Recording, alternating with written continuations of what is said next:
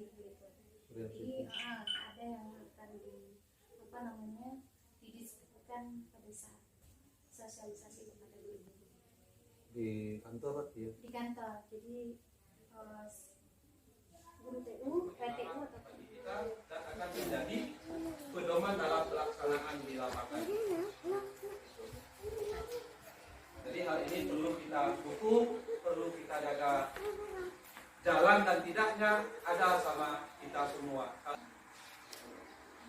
Oke, saya rasa itu saja yang saya sampaikan. Lebih lanjutnya kita ikut apa yang akan disampaikan oleh guru-guru bergerak kita.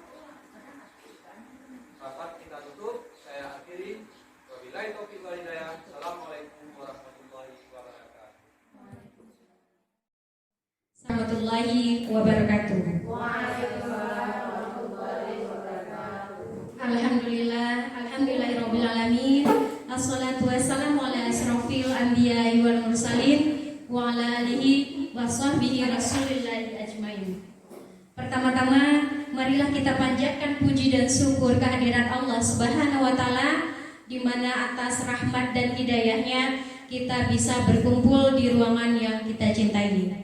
Dan selanjutnya salawat beserta salam tidak lupa pula kita aturkan kepada Nabi besar junjungan umat, Nabi Muhammad SAW, yang telah membawa kita dari zaman kebodohan dan ke zaman yang berilmu pengetahuan seperti yang kita rasakan saat ini. Baiklah, untuk kesempatan kali ini kami di sini berkolaborasi untuk menyampaikan penerapan dari aksi nyata modul 14 tugas guru penggerak. Baiklah, seperti yang kami sampaikan sebelumnya, adapun materi yang akan dibahas pada implementasi budaya positif di SMP Negeri 2 Pakungan ini adalah yang pertama, bagaimana perubahan paradigma belajar atau bagaimana cara pandang dalam belajar. Yang kedua, yaitu disiplin positif. Yang ketiga, kebutuhan dasar siswa. Yang keempat, posisi kontrol. Yang kelima, keyakinan kelas. Dan yang keenam, segitiga restitusi. Untuk bagian pertama ini akan saya sampaikan, dan selanjutnya untuk perubahan paradigma belajar. Sebelumnya kita harus tahu apa itu budaya positif. Nah, budaya positif di sini adalah nilai-nilai atau keyakinan dan kebiasaan di sekolah yang mana berpihak pada murid. Nah, agar tercipta murid yang kritis, murid yang penuh hormat, dan murid yang bertanggung jawab. Nah, murid yang seperti inilah yang diharapkan memiliki karakter yang kuat seperti tujuan daripada profil pelajar Pancasila. Nah, apa itu komponen pada profil pelajar Pancasila? Profil pelajar Pancasila menginginkan siswa yang pertama beriman, bertakwa kepada Allah, serta berakhlak mulia. Yang kedua yaitu siswa yang mandiri. Yang ketiga, siswa yang mampu bernalar kritis. Yang keempat, siswa yang kreatif. Yang kelima, siswa yang mampu bekerja sama atau siswa yang mampu berkolaborasi atau bergotong royong. Dan selanjutnya, siswa yang mampu berkebinekaan global. Itulah dari komponen pelajar Pancasila. Nah, bagaimana cara kita menanamkan budaya positif atau menumbuh kembangkan budaya positif di sekolah? Terlebih dahulu kita akan jawab pertanyaan seperti ini. Yang pertama, bagaimana cara membuat murid atau siswa kita disiplin? Nah, kalau untuk membuat murid kita disiplin, sebagai seorang guru, hendaknya kita yang memberikan contoh, karena pada dasarnya guru adalah suri tauladan bagi siswanya. Seperti ungkapan daripada Ki Hajar Dewantara, ingarso sung tulado, turhuso sung tulado, imadia mangun karso, turhuri handayani. Di depan memberi contoh. Jadi guru adalah berfungsi di siswanya. Yang kedua, siapakah yang bisa mendisiplinkan murid? Yang bisa mendisiplinkan murid adalah kita semua warga sekolah. Siapapun, baik itu dari guru, staf TU, siswa maupun seluruh pihak yang terlibat yang ada di sekolah. Yang ketiga, apakah guru yang bisa mendisiplinkan murid? Jawabannya bisa, atau kepala sekolah, atau orang tua, atau murid itu sendiri. Dan mengapa? Itu pertanyaan yang mungkin harus kita jawab sehingga kita nanti bisa menanamkan budaya positif ini di sekolah yang kita cintai ini. Menurut Bapak Pendidikan Ki Hajar Dewantara, beliau menyatakan bahwa di mana ada kemerdekaan, di situ harus ada disiplin yang kuat. Di mana kita sadari supaya siswa bisa berkelanjutan dalam disiplin, memang disiplin ini yang awalnya kita menanamkan mungkin secara bagi mereka dalam bentuk paksaan, tetapi semakin hari itu menjadi suatu pembiasaan nantinya.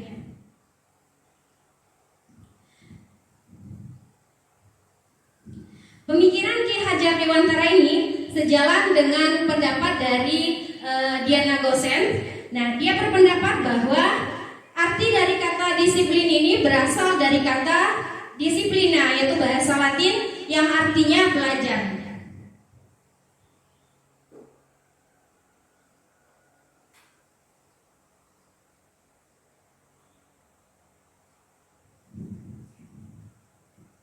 Selanjutnya, yang kedua, kebutuhan dasar siswa.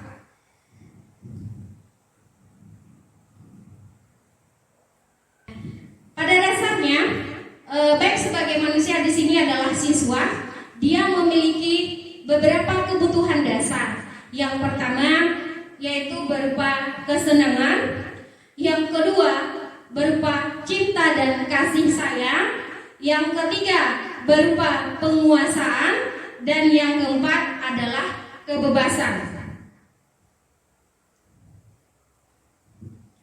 Kebutuhan dasar yang tadi yaitu kebutuhan yang melengkapi, yaitu berupa kesehatan, rumah, dan makanan, dan juga rasa nyaman dan aman dalam dirinya itu masuk kepada kebutuhan dasar daripada manusia itu sendiri, dari siswa itu sendiri.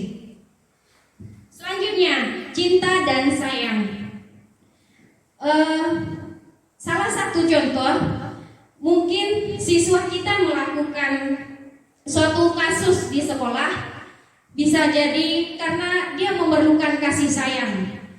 Karena bisa jadi di rumah dia tidak mendapatkan atau kurang kasih sayang, kurang diperhatikan oleh orang tuanya.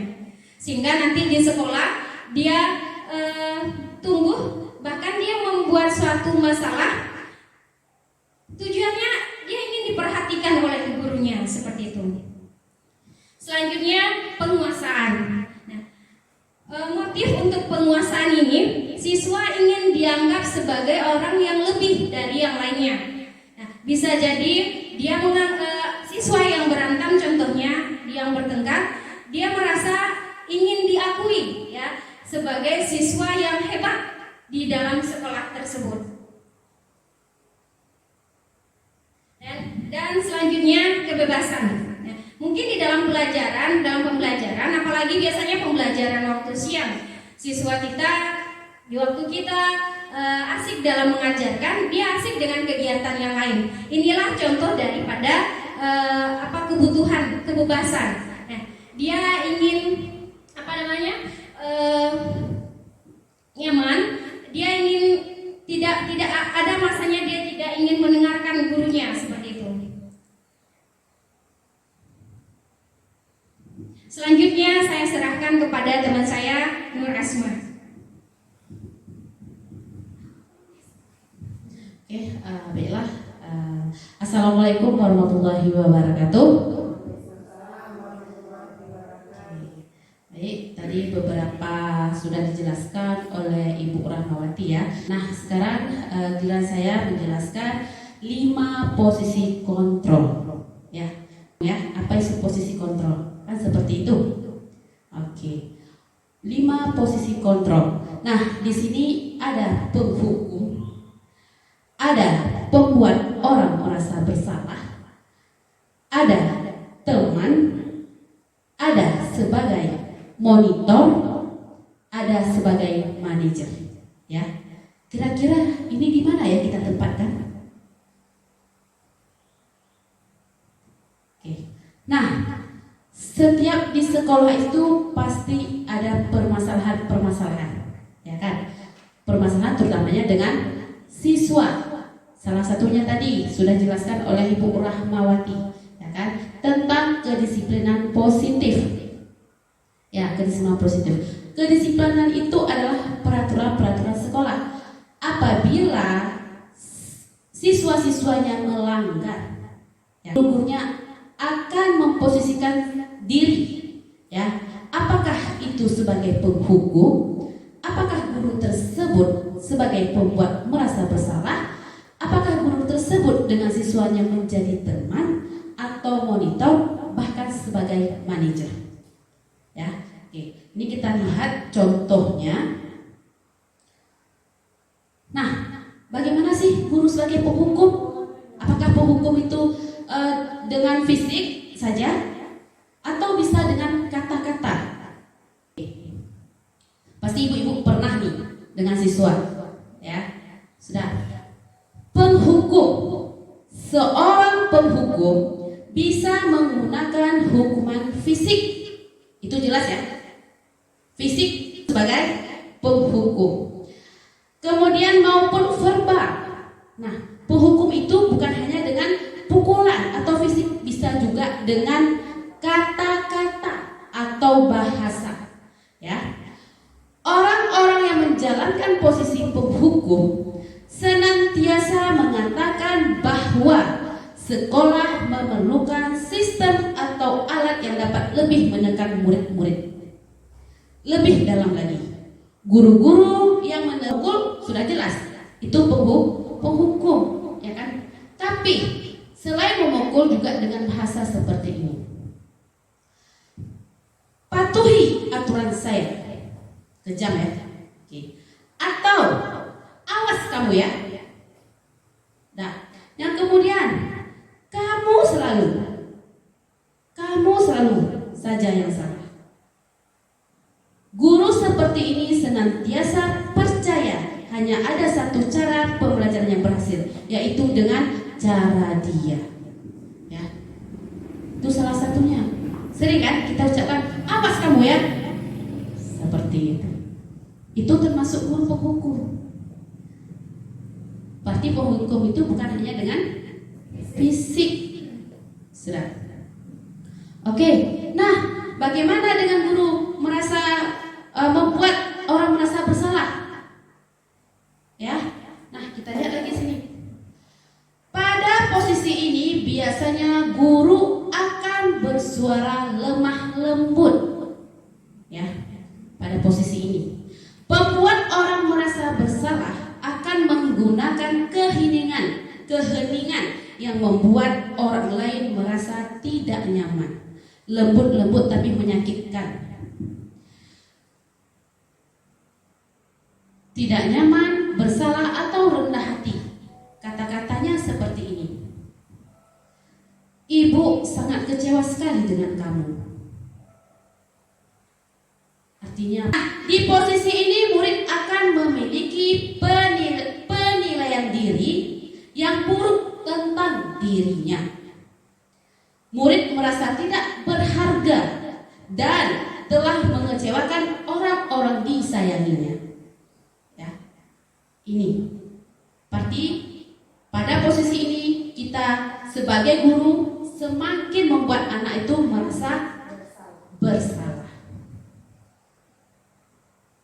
Sudah. Nah, ada juga sebagai teman. Bagaimana posisi kita sebagai teman? Guru pada posisi ini tidak akan menyakiti murid, namun akan tetap berupaya mengontrol murid melalui persuasi. Posisi teman pada guru bisa negatif atau Jadi pada posisi ini bukan hanya positif tapi juga negatif. Guru di posisi teman menggunakan hubungan baik dan humor untuk mempengaruhi seseorang. Guru seperti ini akan berkata, "Ayo bantulah demi Bapak ya." Pasti sering ya. Yang kedua, "Ayo ingat tidak bantuan Bapak selama ini." Atau, "Ya sudah, kali ini tidak apa-apa, nanti Ibu bantu bereskan." Ya, ini disebut dengan hal-hal negatif, hal-hal positif. Nah, hal negatif dari posisi teman adalah bila suatu saat guru tersebut tidak membantu, maka murid akan kecewa. Oke, nah sebagai monitor, ya. Nah, bagaimana sebagai monitor? Monitor berarti mengawasi. Pada saat kita mengawasi, kita bertanggung jawab atas perilaku orang-orang yang kita awasi. Posisi pemantau berdasarkan pada peraturan-peraturan dan konsekuensi dengan menggunakan sanksi atau konsekuensi. Kita dapat memisahkan hubungan pribadi kita dengan murid. Sebagai seorang yang menjalankan posisi pemantau, yang diajukan seperti ini. Ketika siswanya melakukan kesalahan, kita tanyakan kembali, bagaimana peraturannya? Atau apa yang telah kamu lakukan? Sanksi atau konsekuensinya apa? Nah, pemantau ini atau lebih dengan ketika siswa itu melakukan kesalahan, kita ada buku atau nama buku piket ya. Kalau di sini kita buku piket. Setiap kesalahan siswa itu kita tulis. Ya, kita tulis tanggal berapa, hari apa, dan bagaimana cara tindak lanjutnya. Oh, buku kasus, ya, buku kasus siswa. Jadi kita lengkap tercatat di situ. Ini sebagai pengontrol. Apabila nanti orang tua dia komplain, misalnya, ya kan, misalnya kita ada bukti, di situ lengkap dengan tanggalnya, di situ lengkap dengan harinya, apa kasus anak tersebut. Ini disebut dengan guru pengontrol. Ya. Seorang pemantau sangat mengandalkan perhitungan, catatan, data yang digunakan sebagai bukti atas perilaku seseorang atau siswa. Itulah disebut dengan buku kasus. Jadi lengkap di situ. Sudah ya? Nah, guru sebagai manajer posisi terakhir. Manajer adalah posisi mentor di mana guru berbuat sesuatu bersama dengan murid. Mempersilahkan murid mempertanggungjawabkan perilakunya, mendukung murid agar dapat menemukan solusi atas permasalahannya sendiri. Seorang manajer telah memiliki keterampilan di posisi teman maupun pemantau. Dengan demikian bisa jadi di waktu-waktu tertentu kembali kepada kedua posisi bila diperlukan. Ya, apabila kita sudah menjadi manajer, berarti sudah mencakup antara menjadi teman atau pemantau.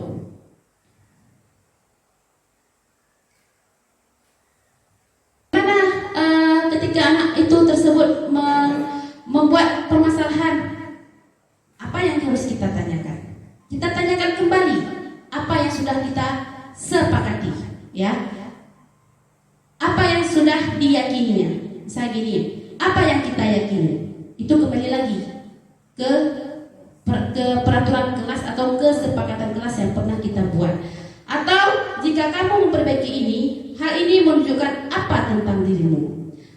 Apa rencana kamu untuk memperbaiki hal ini? Artinya gini, kita menanya kembali kepada siswa, ya, jangan langsung kita tanya dulu apa permasalahannya. Nanti kita tanya juga bagaimana penyelesaiannya.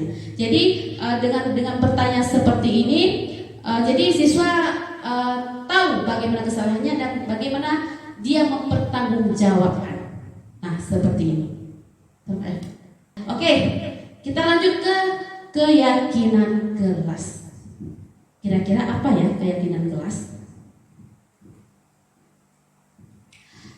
Keyakinan kelas atau kesepakatan kelas adalah tindakan atau perilaku yang kita lakukan di dalam kelas, dapat menentukan terciptanya sebuah lingkungan positif.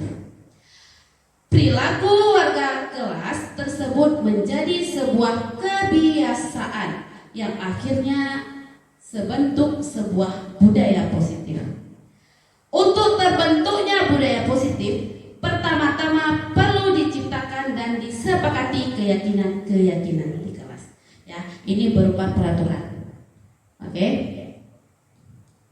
Nah, kenapa bukan peraturan kelas? Kenapa harus keyakinan kelas? Kan seperti itu. Biasanya kita membuat peraturan, ya kan? Oke. Keyakinan kelas bersifat lebih abstrak daripada peraturan yang lebih rinci dan konkret. Keyakinan kelas berupa pernyataan-pernyataan universal atau pernyataan keyakinan kelas senantiasa dibuat dalam bentuk positif. Ya, oke. Nah, ini saya mau bagi pengalaman sedikit ya. Oke, masalah keyakinan kelas. Nah, keyakinan kelas ini kita bentukkan ketika awal semester bersama siswa. Ya, kita ajaklah siswa untuk membuat keyakinan atau kesepakatan kelas. Oke, nah kemarin itu awal semester 2 ya, kalau nggak salah tanggal 3 Januari ya kita pertama masuk ya Kak ya. Tanggal 3 Januari, nah awal masuk kelas itu saya membuat kesepakatan kelas bersama siswa. Nah, alhamdulillah sekarang ya kalau kita masuk kelas salah satunya kelas sudah aman. Kemudian siswanya sudah nyaman dalam belajar. Nah, kita lihat dulu ya. Nah, kemarin ini contoh keyakinan kelas yang saya buatkan bersama siswa.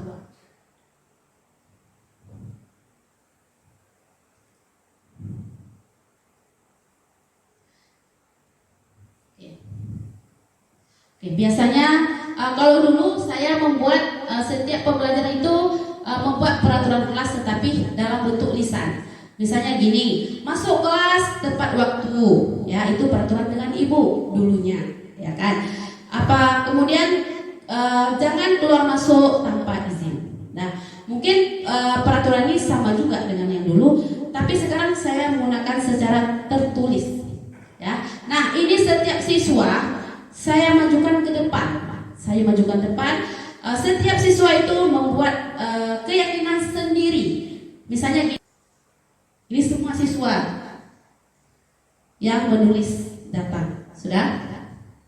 Oke, setelah itu baru saya suruh rangkumkan, ya. Setelah dirangkumkan, terdapatlah beberapa kedisiplinan, keyakinan kelas. Setelah itu saya tulis di karton, saya suruh tanda tangan di kartonnya bahwa ini saya tempelkan di dalam kelas. Ya, salah satunya gini, masuk kelas tepat waktu, sudah, menghargai guru dan teman. Ini kesepakatan yang saya buat dengan siswa. Kemudian menjaga kebersihan kelas, masih ada lagi, sudah. Nah, sekarang bagaimana efeknya? Oke, ketika saya masuk kelas, kalau kelasnya berantakan, saya bilang sesuai nggak dengan perjanjian kelas kita. Terus anak-anak yang rapi. Setiap yang melanggar aturan saya kembalikan lagi. Inilah bukti bahwa kalian sudah membawa kesepakatan kelas. Jadi alhamdulillah di kelas 31 ya, saya buat ini kelas 31. Jadi mereka setiap saya masuk sesuai dengan keyakinan yang mereka buat. Ya. Nah, ini salah satu keyakinan. Jadi kalau misalnya kita membuat seperti ini kan mereka langsung membaca. Ya kan, langsung melihat, oh ya inilah kesepakatan yang kita buat.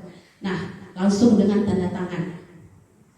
Lebih akuratnya misalnya ya. Oke.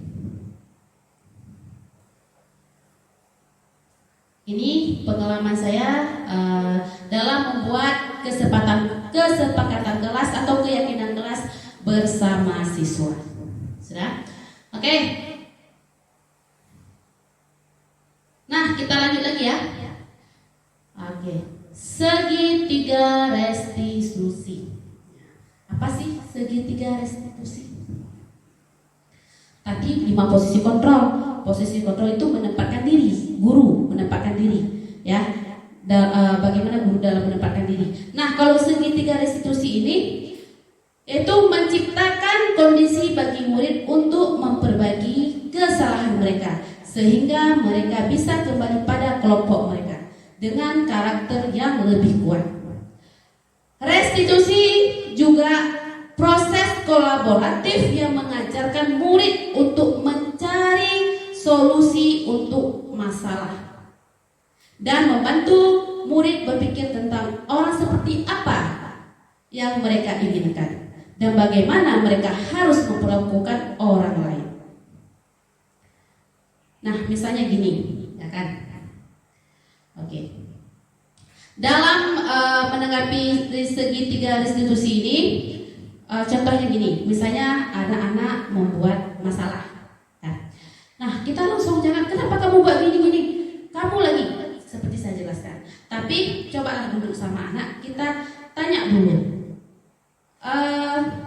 Misalnya gini, kenapa kamu membuat? Apa alasan kamu? Misalnya, tanya dia. Nanti kan dia memberi pendapat dulu. Oh gini saya bu. Nah kita tanya kembali. Kira-kira yang kamu buat ini benar atau salah?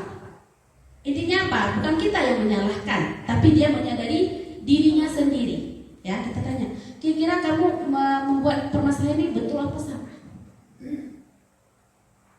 Ya, sudah. Kemudian kalau sudah dia menjawab salah bu. Kira-kira kalau salah, bagaimana konsekuensinya? Ya sudah kita sepakati. Ya udah bu, saya seperti ini. Apa yang selanjutnya? Nanti mereka, istilahnya mereka sendiri yang menjawab dan mereka sendiri yang mencari solusinya. Ya.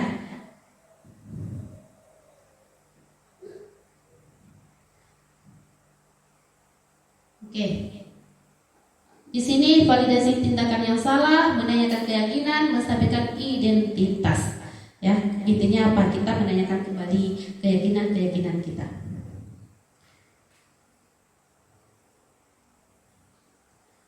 Ini sampai di sini materinya.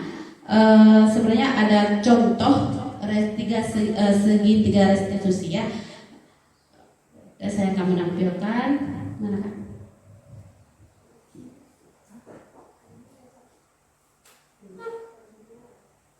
Kita lihat contoh dulu ya.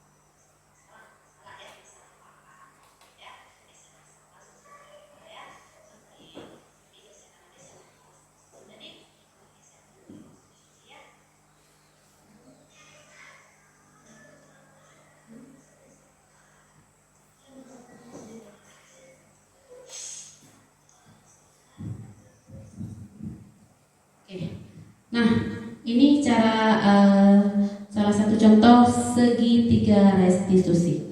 Ya, saya tanyakan dulu kepada anak tersebut apa permasalahannya, bagaimana cara penyelesaiannya. Jadi mereka sendiri yang menjawab. Oh, begini ceritanya, Bu. Ya. Nah, saya tanyakan kembali. Kalau begitu, bagaimana cara menyelesaikannya? Ya udah, Bu. Saya harus meminta maaf kepada siapa? Keisha harus minta maaf kepada si Suci. Artinya apa? Bukan kita yang memaksa anak tersebut, ya, tapi mereka sendiri yang menyadarinya. Nah, mungkin ya betul kan? Nah, ya, inilah secara segitiga restitusi. Ya, beberapa contoh. Oke.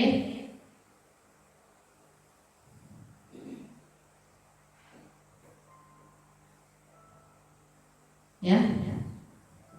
Oke. Inilah segitiga restitusi tadi. Yang pertama, validasi tindakan yang salah, menstabilkan identitas, dan menanyakan keyakinan. Contoh-contoh video. Baiklah, sampai di sini materi yang saya sampaikan. Sebelum saya tutup ini, ada pertanyaan atau tanggapan dari guru-guru semuanya.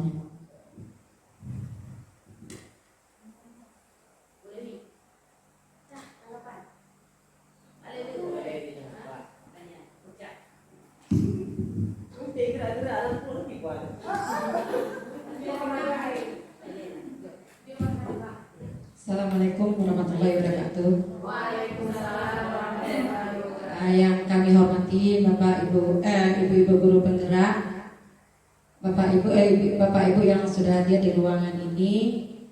Yang ingin kami sampaikan di sini permasalahan yang disampaikan oleh Ibu Rahmawati SPD mengenai disiplin. Aksi nyata, Bu ya. Aksi nyata di sekolah kita sudah nampak berkat ibu-ibu guru penggerak. Mengenai disiplin juga sudah kita jalankan. Yang pertama dimulai dari jam 7.30 kita senam. Terus berlakunya buku piket dan buku kasus. Di piket setiap hari ada tertulis di situ siapa yang terlambat. Nah tadi aksi nyata tadi kita tampilkan lagi kesepakatan dengan Ibu Rahmawati bahwa 5 hari berturut-turut kita akan melayangkan surat teguran ke orang tua. Itu untuk disiplin. Terus pada waktu proses PBM juga sudah kita terapkan bersama-sama bahwa tidak ada lagi yang keluar masuk. Aksi nyatanya 95% sekolah aman, kelas aman. Jadi tidak ada lagi alasan pipis, ke WC, ke sana, ke kantin dan sebagainya.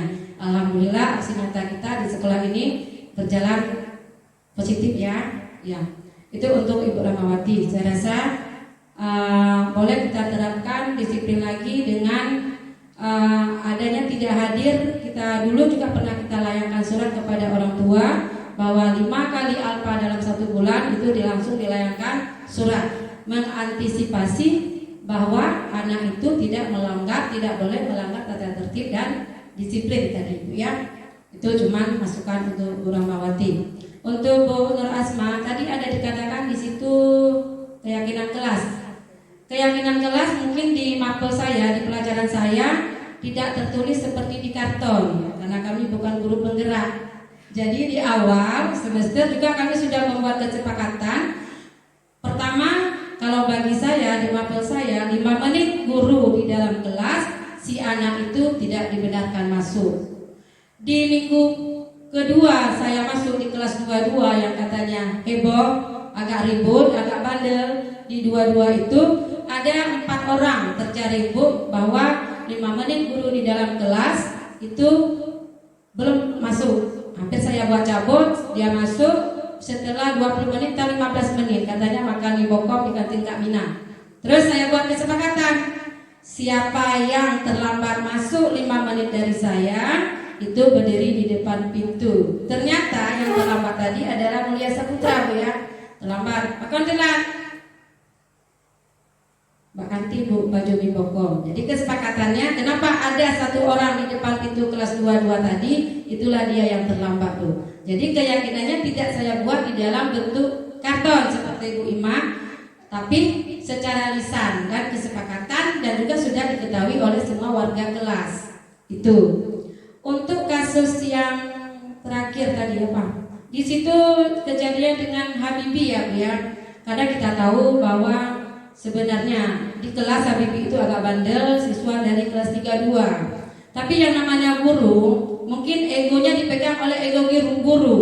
Saya guru, jadi apapun harus dituruti oleh si anak. Sebenarnya itu tidak boleh.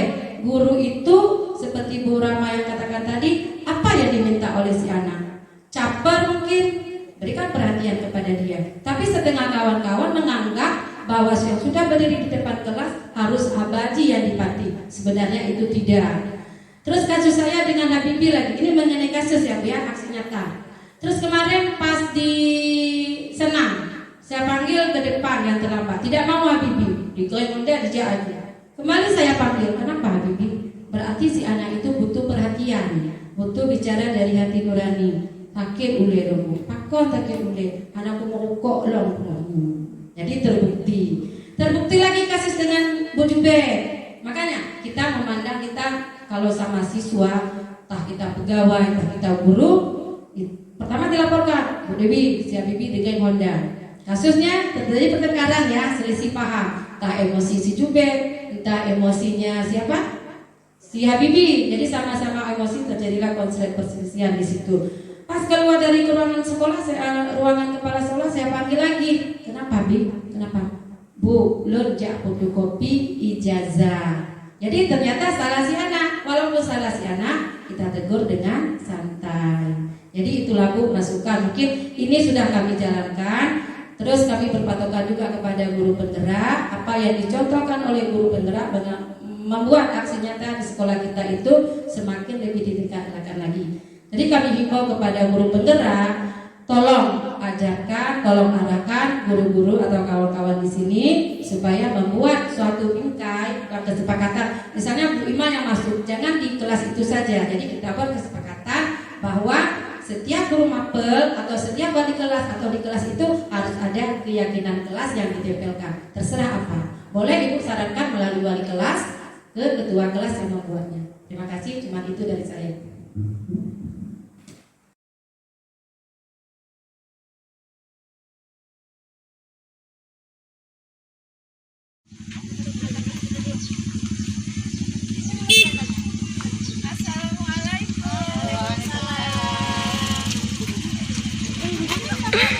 Ketiga.